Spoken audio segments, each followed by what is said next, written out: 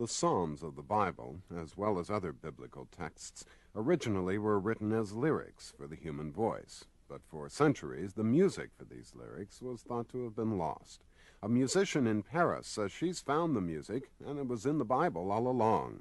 Suzanne Eichventura first announced her discovery 10 years ago, and she produced a book and recordings to back up her claim. But it wasn't until this month that the modern-day premiere of King Solomon's Song of Songs finally took place.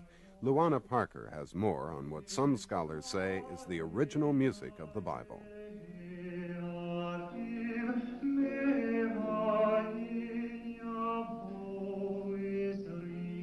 I will lift up mine eyes unto the hills, from whence cometh my help. Psalm 121. The music in the Bible isn't only in the Psalms. The entire Old Testament is an immense vocal score. The melodies were composed about 3,000 years ago, but for centuries, until recently, nobody heard them.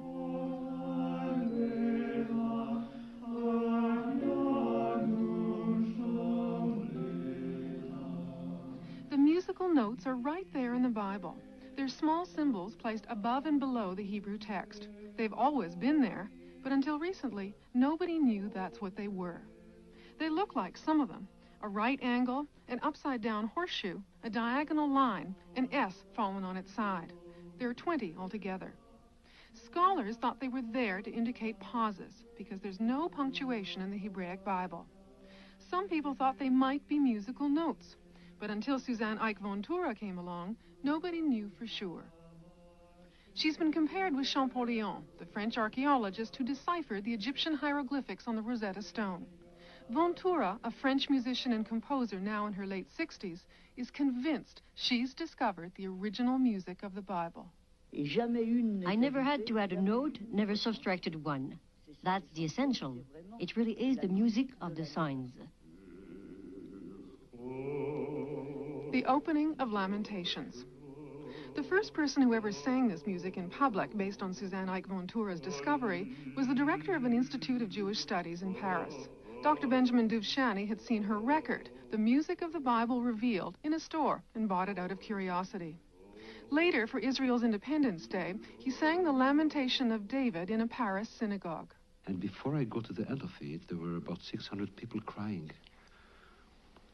It was incredible. I mean, I've never seen such a thing in my life. So I understood that there is something in this music which is fantastic.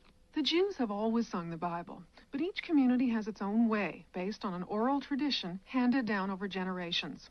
I asked Dr. Duvshani to sing for me, first the way he was taught in his community, then according to the music of the Bible revealed by Eichventura.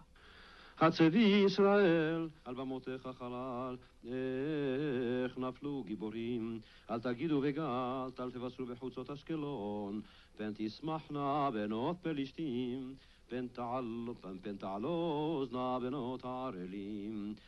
This is how I would sing it in my community if they wanted me to sing those verses. Now, what happens with the music of Eichventura? You want to listen to it? Yeah. הסבי ישראל, על במותיך חלל, איך נפלו גיבורים. אל תגידו ורב, אל תבשרו בחוצות אשקלון, פן תשמחנה בנות פלישתים, פן תעלוזנה בנות הערלים.